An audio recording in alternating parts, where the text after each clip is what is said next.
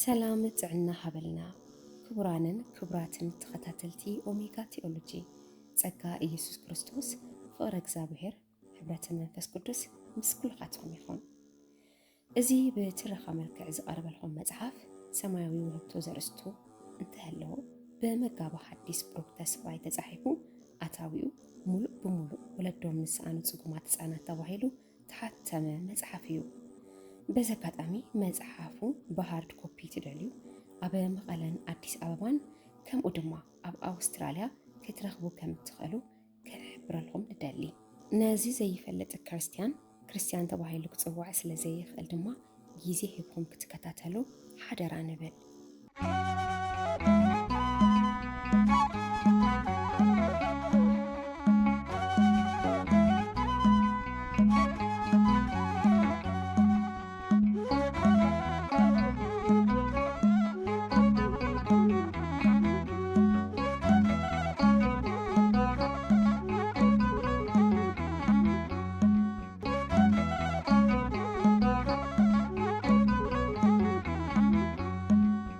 ምዕራፍ 1 ሚስጥረ ስላሴ። ስላሴ እንታይ ማለት እዩ? ስላሴ ማለት ሰለስተ ገበረ ካብ ዝብል ናይ ግዕዝ ቃል ዝተረኸበ ኮይኑ ትርጉሙ ሰለስትነት ማለት እዩ። ቃሉ ናይ እግዚአብሔር ሰለስትነት እንገልጸሉ ቃል እዩ።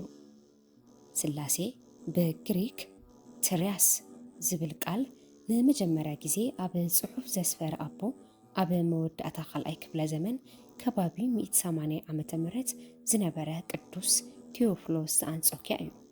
ጸኒሑ ድማ ጠርጡልዮስ ዝተባሃለ ናይ ቤተ ክርስቲያን ኣቦ ትሪኒታስ ዝብል ናይ ላቲን ቃል ንመጀመርያ ግዜ ተጠቂሙ። እግዚአብሔር ኣምላኽ ብሰለስትነትን ብሓደነትን ዝግለጽ ስሉስ ቅዱስ እዩ። እግዚአብሔር ብሓደነት እንትግለጽ ማለት ብመለኮት፣ ብህልውና፣ ብባህሪ፣ ብኣገዛዝኣ፣ ብምፍጣር፣ ብፍቓድ፣ ብኽብሪ፣ ብኣምላኽነት ወዘተ ሓደ እዮም ንብል።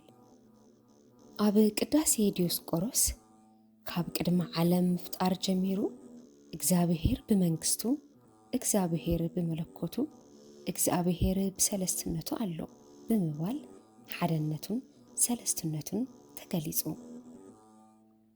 ኣብ መጽሓፍ ቅዱስ እውን ሓደነት ብዝምልከት እስራኤል ስማዕ ኣምላኽካ እግዚአብሔር ሓደ እዩ ብምባል ይገልጾ። ዘዳግም ምዕራፍ 6 ቁጽሪ 4። ናይ ዘመንና ተረፈ ኣርዮሳውያን ዝኾኑ ጀሆባውያንን መሰሎምን ነዛ ጥቕሲ እዚኣ ሒዞም እግዚአብሔር ብሓደነት እምበር ብሰለስትነት ምጽዋዕ ጌጋ እዩ ይብሉ። ይኹን ደኣ እምበር እግዚአብሔር ብሰለስትነት እውን ከም ዝግለጽ ስላሴ ብመጽሓፍ ቅዱስ ኣብ ዝብል ርእሲ ብስብሓት ክግለጽ እዩ እሞ ኣብኡ ምርኣይ ይከኣል። ስላሴ ብሰለስትነት እንትግለጹ ሰለስተ እዮም ክንብል ከለና ናይ ሰለስቲኣቶም መግለጺ እዞም ዝስዕቡ ሰለስተ ነገራት እዮም። ንሳቶም እውን ብስም፣ ኣካል፣ ግብሪ ይበሃሉ። ብስም ሰለስተ እዮም ክንብል ከለና ሕድሕዶም ናይ ባዕሎም ዝኾነ መጸውዒ ስም ኣለዎም ማለት እዩ። ስሞም ድማ ኣብ፣ ወልድ፣ መንፈስ ቅዱስ ተባሂሎም ይጽውዑ። ብኣካል ሰለስተ እዮም ክንብል ከለና እውን ሕድሕዶም ናይ ባዕሎም ዝኾነ ፍጹምን ሙሉእን ኣካል ኣለዎም ማለት እዩ። ኣብ ናይ ባዕሉ ዝኾነ ፍጹም ኣካል ኣለዎ። ወልድ ናይ ባዕሉ ዝኾነ ፍጹም ኣካል ኣለዎ። መንፈስ ቅዱስ እውን ናይ ባዕሉ ዝኾነ ፍጹም ኣካል ኣለዎ። እግዚአብሔር ከም ሰብ ዋላ እኳ ብዓይኒ ዝርአ ብኢድ ዝድህሰስ ግዙፍ ኣካል ኣይሃልዎ እምበር ረቂቕ ኣካል ከም ዘለዎ መጽሓፍ ቅዱስ ከም ዝስዕብ የረድእ። ንጉስ ዳዊት ኣብ መዝሙሩ 34 ቁጽሪ 15 ናይ እግዚአብሔር ዒንቱ ናብ ጻርቃኑ እዝኑ ከዓ ናብ ልመንኦም ገጹ እውን ናብቶም ክፉእ ዝገብሩ እዩ በለ።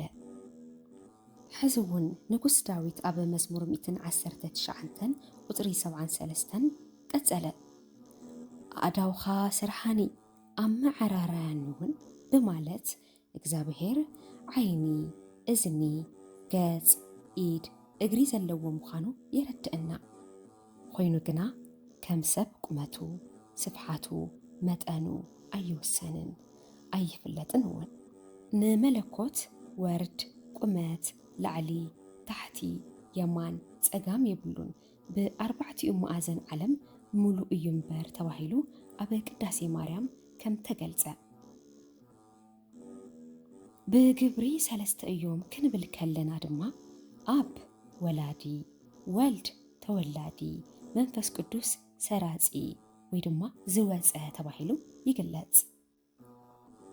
እግዚአብሔር አብ ዋላ ንወልድ እንተወለደ ንመንፈስ ቅዱስ እውን እንተኣስረጸ ካብ ወልድን ካብ መንፈስ ቅዱስን ይበልጽ እዩ ማለት ይኾነ። እግዚአብሔር ወልድ እውን ወላ ካብ አብ እንተተወለደ እግዚአብሔር መንፈስ ቅዱስ እውን ካብ አብ እንተሰረጸ ክልቲኦም ካብ እግዚአብሔር አብ ኣይንእሱን። ኣብ ስላሴ ምዕባይን ምንኣስን ምብልላጽን ዝበሃል ፈጺሙ የለን። ሓዲኦም ካብ ሓዲኦም ተፈልዮም ንሓንቲ ማይክሮሰከንድ ዝኣክል ነቢሮም ኣይፈልጡን። እግዚአብሔር አብ ካብ ወዱ ኣይዓብን፣ እግዚአብሔር ወልድ እውን ካብ ኣቡኡ ኣይንእስን። ኣብ ቅዳሴ ማርያም ከም ዘሎ አብርሃም ካብ ይስሐቅ ይስሐቅ ካብ ያዕቆብ ከም ዝበልጽ ንመለኮት ከምኡ ኣይኮነን። አብ ካብ ወልድ ኣይበልጽን፣ ወልድ እውን ካብ መንፈስ ቅዱስ ኣይበልጽን ይብል። ወንጌላዊ ዮሐንስ እውን ምዕራፍ 1 ቁጽሪ 1 ከምዚ ይብል፣ በመጀመሪያ ቃል ነበረ፣ ቃልም ኣብ እግዚአብሔር ነበረ፣ እቲ ቃልም እግዚአብሔር ነበረ በማለት ኣረዲኡና ኣሎ።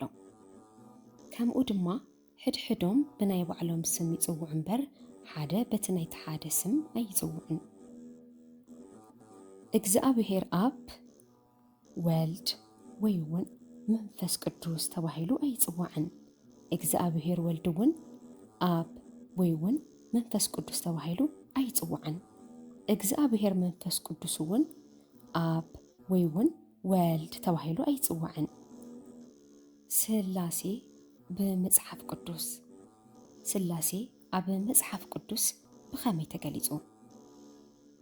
ስላሴ ወይ ድማ ሰለስትነት ብዝምልከት ንሕና በዓልትና ፈጢርናዮ ዘደለናዮ ዘይኮነስ ካብ ቅዱሳት መጽሓፍቲ ማለት እውን ካብ ብሉይን ሓዲስን ብዙሕ መርትዖን መረዳእታን ምቕራብ ይከኣል እዩ። ንኣብነት እዞም ዝስዕቡ መርትዖታት ንርአይ። ብዛዕባ ስላሴ ናይ ብሉይ ኪዳን መርትዖታት ቀዳማይ መርትዖ ዘፍጥረት ምዕራፍ 1 ቁጽሪ 26 ይለሎ እዩ። ከምዚ ይብል፣ እግዚአብሔር ድማ በለ ብመልክዕናን ብምስልናን ሰብ ንፍጠር ይብል። ክቡራትን ፍትዋትን ተኸታተልቲ ኦሜጋ ቴዎሎጂ ነስተውዕል። በለ ኢሉ ሓድነቱ፣ ንፍጠር ኢሉ ሰለስትነቱ ገለጸ። መርትዖ 2 ዘፍጥረት ምዕራፍ 2 ቁጽሪ 18 ከምዚ ይብል፣ እግዚአብሔር ድማ በለ ሰብ በይኑ ክነብር ጽቡቕ ኣይኮነን፣ ንዕኡ እትረድኦ ንፍጠረሉ እምበር ይብል። ሕዚ እውን ነስተውዕል። በለ ኢሉ ሓድነቱ፣ ንፍጠር ኢሉ ድማ ሰለስትነቱ ገለጸ። ንቐጽል። መርትዖ 3 ዘፍጥረት ምዕራፍ 3 ቁጽሪ 22 ከምዚ ይብል፣ እግዚአብሔር ከዓ እንሆ ኣዳም ካባና ከም ሓደ ኾነ በለ። በለ ኢሉ ሓድነቱ፣ ካባና ኢሉ ከዓ ሰለስትነቱ ገለጸ። መርትዖ 4 ዘፍጥረት ምዕራፍ 11 ካብ ቁጽሪ 6 ክሳብ 7 ከምዚ ይብል፣ እግዚአብሔር ድማ በለ ንዑ ንውረድ ናይ ከለዳውያን ቋንቋኦም ንደባልቕ ይብል። ብፍላይ እዚ ጥቕሲ እዚ እግዚአብሔር ብኣካል ካብ ክልተን ላዕሊ ምዃኑ ኣረጋጊጹ የረድእ። ምክንያቱ ሓዲኡ ነቶም ካልኦት ንዑ ንውረድ ክብሎም ስለ ዘርእየና፣ ክልተ ጥራሕ ተዝኾኑ ነይሮም ንዓ ንውረድ ምበለ እምበር ንዑ ኣይምበለን።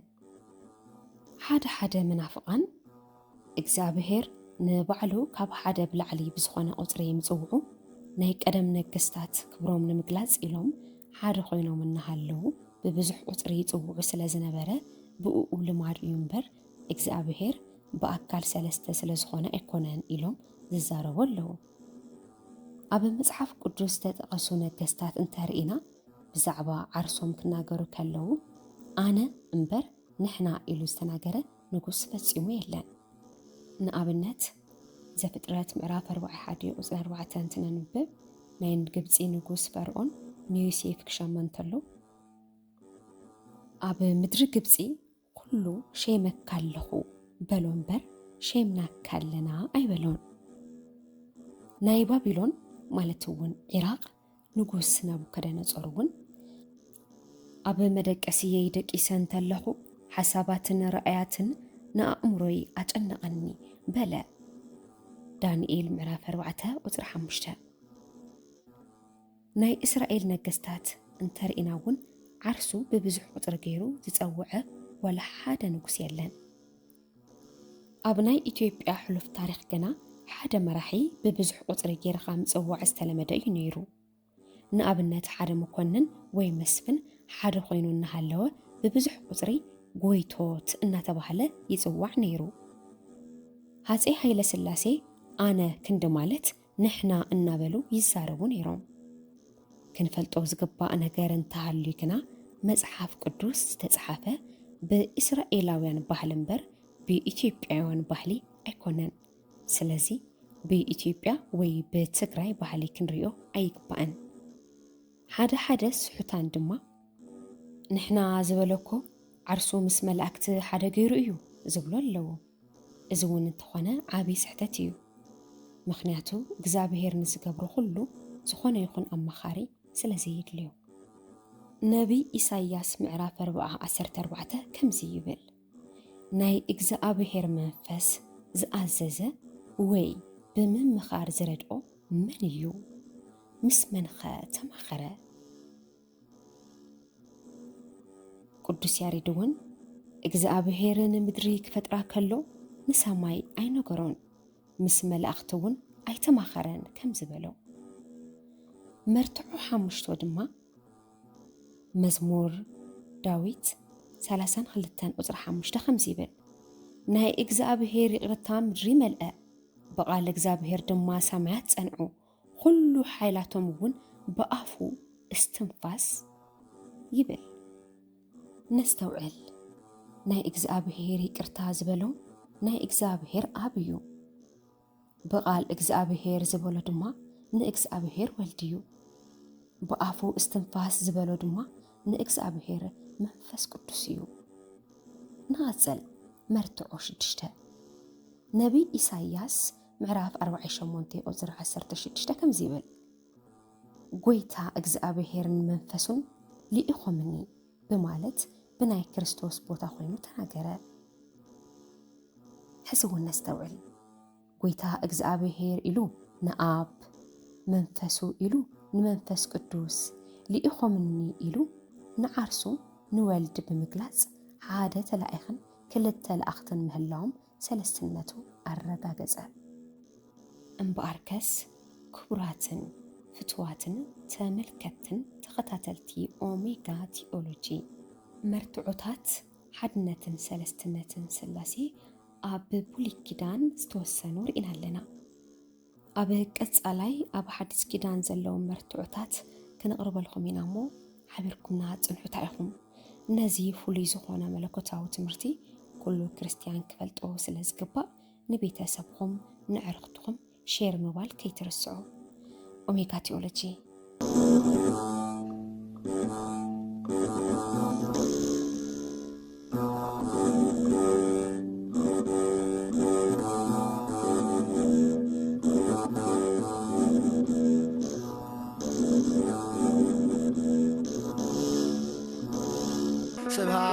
ስብሐት ለአብ ስብሐት